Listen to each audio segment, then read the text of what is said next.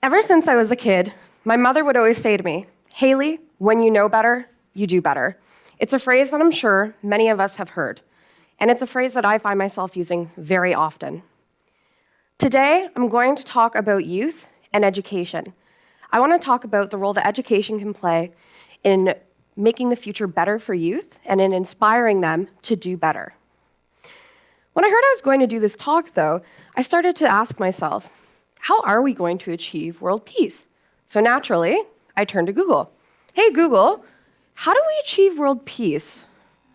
Okay, preventative diplomacy, mediation. I think I'm going to try ChatGPT as well.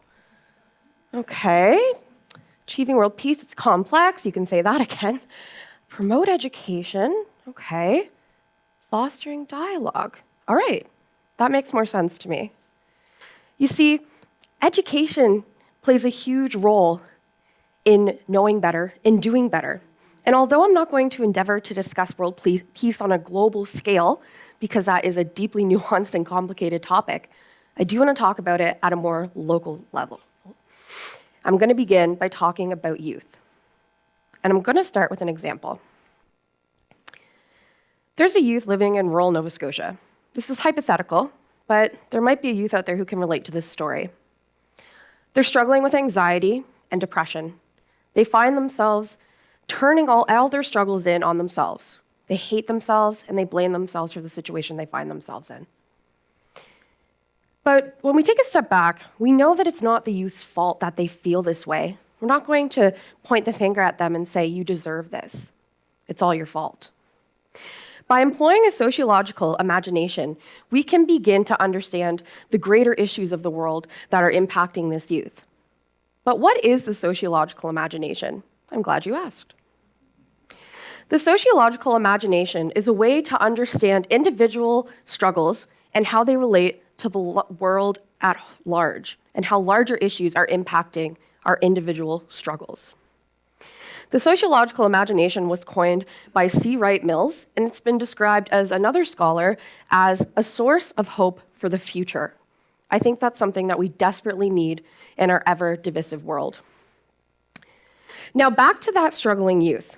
We know it's not their fault, and by using the sociological imagination, we can start to look at the bigger picture here. The youth finds themselves not having a lot of support. They're going hungry, they're stressed because their parents are fighting, they're living in poverty, they live in fear that they're going to be evicted from their home. Using our sociological imagination, though, we can begin to understand that the youth is not depressed or anxious because it's their own fault or that they're not trying hard enough, and that their parents aren't living in poverty because they don't work hard enough. It's for a variety of different reasons. It's because rural Nova Scotia has a lack of mental health supports, especially for youth. It's because grocery prices are continuing to rise, and folks are having a harder time securing healthy and nutritious food.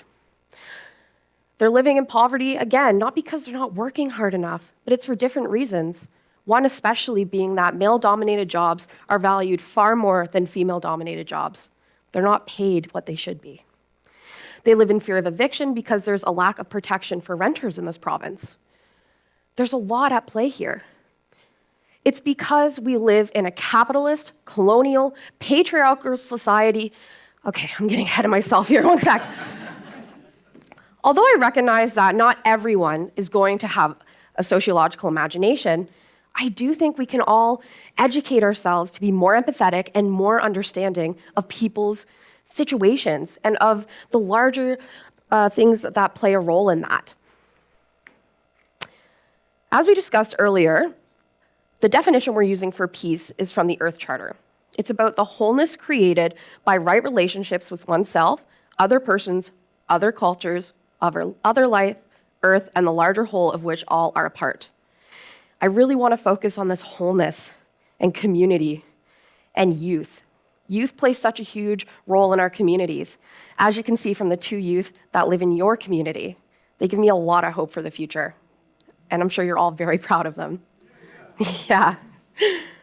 I argue that we need to focus on finding wholeness with other people, but especially through our youth, as they are the future, and they offer the most plausible pathway towards peace. As I already said, that's going to take the form of education. Many of us, though, find ourselves in the banking model of education. Some of you may be familiar with this. I know that I am. The banking model of education is where students are told to sit down and shut up, to not ask questions, to not think critically. They are seen as knowing nothing. The educator or the teacher is seen as knowing everything. They are the bringer of knowledge. This banking model of education was originally coined by Paulo Freire, and he talks about how the banking model of education is extremely oppressive. There's no room for the learner to be curious, to ask questions. They're not the leader of their own learning.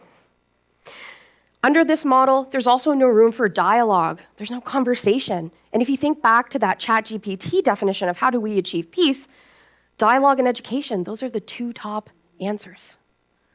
But worry not, there is another option. The problem-posing model of education, also coined by Paulo Freire. Under the problem-posing model, that subject-object relationship between the student and teacher dissolves. Instead, they come to learning as equals. The students are seen as having something to offer too, and the teacher has something to learn. There's new terms now, student teachers and teacher students. Under the problem-posing model, students and teacher alike can begin to talk, to actually participate in dialogue. They start to pose problems, to ask questions. They're allowed to be curious. Both of these actors come together and co-investigate the world. They're each led by their own curiosity, and in turn, are more invested in what they're learning.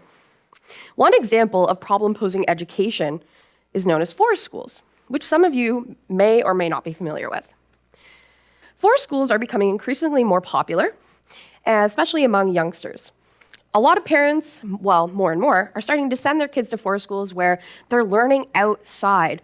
The kids are planning what they're going to learn that day. Maybe they'll stop and look at a rock or look at a tree or a bird, and then that conversation leads to them learning perhaps about the weather or about photosynthesis. That's what it means for problem-posing education to happen. Their curiosity is leading them. But problem-posing education is not just for young kids. This here is an image taken from when I was in my undergraduate degree at Mount Allison University. I took a course called Decolonizing Methodologies. To this day, it is still the most profound and beautiful experience that I've had in my educational journey. And it's been a really long journey. I'm a PhD student still. I've been in school for like 10 years. And this still sticks out as the most powerful experience that I've had. We as the students got together with our prof, as well as elders Gisa Tanamuk, Mi'kmaq, and Elder Ron, and we came together and built a Mi'kmaq longhouse. We worked together to cut down the trees, to tie the different colored ribbons that symbolize something different. In the end, after all of our hard work, we all came together in the longhouse and had a lot of meaningful conversations. Settler students accompanied by Indigenous elders. It was beautiful. We talked about reconciliation, we talked about decolonization, and at the end, I remember Gisa Tanamuk looked around at all of us and said, this is what reconciliation looks like. That still sticks with me today. For the next few weeks, we, the students, took turns looking after the longhouse. We had a text chat where we'd say, have you checked in today? Are other students coming and experiencing it? Are you having conversations? We wanted this to be not just for us, but for the community. We wanted it to be a place to learn. This here is a beautiful example of problem-posing education. My fellow classmates and I learned so much, and I argue that we became better people, better allies, better students overall. So as you can see, problem-posing, it's not just for young learners. It's for everyone. And it doesn't just have to happen in a classroom or outside on the land. It could happen perhaps at a teen health center. Maybe it happens on your sports team. Learning like this can happen anywhere. It happens through dialogue, like that amazing conversation I had with Gisa Tanamuk in the longhouse. I feel that I have moved forward as a better ally, as a better settler since that conversation and since we did all of that learning. But it's not just schools, as I said. We really need to focus on where youth learn. Not all youth are going to thrive in the classroom. Some are going to thrive out on the football field, perhaps. Maybe when they're talking to Ricky Renee. Maybe that's where the conversations are going to lead. Maybe that's where their curiosity is going to take them. But what we need to do is leave room for those conversations. We need to allow our youth to be curious, to make mistakes, to ask questions. But not just our youth, for ourselves too. We all make mistakes. I know I have. And I want to talk about some of those today. When I was younger, I had far different beliefs than what I have today. As mentioned, I grew up just 20 minutes down the road in Oxford. And there's a few conversations that I can reflect back on that I'm not proud of, but I want to share them to show that when you know better, you do better. I remember being at a sleepover, I think I was 13 or 14 years old, and one of my friends had said, "Pride parades, what is that about? Why do gay people need a parade? Just shut up about it already." I then joined in the conversation and said, "Bisexual people, if they're into men and women, just pick one," which is really funny now because I'm openly bisexual. I should have seen the signs. There were other conversations too, though. I remember it was very common for us growing up to use the R word, which is a derogatory term that comes from the phrase mental retardation. But I've since grown from both of those experiences. I'll start with the first. I remember I went to a leadership summit, not too far from here actually, in Tatamagouche. And it was there that I met fellow youth, but they were from Halifax. They started talking about being queer, about using pronouns. This was all news to me and my friend from Oxford. What do you mean, pronouns and gay pride, and what's this all about? But they taught us about it. They taught us about how important it was to be visible, to be proud, how important Pride Month is, which it's Pride Month, by the way, this month. Happy Pride all.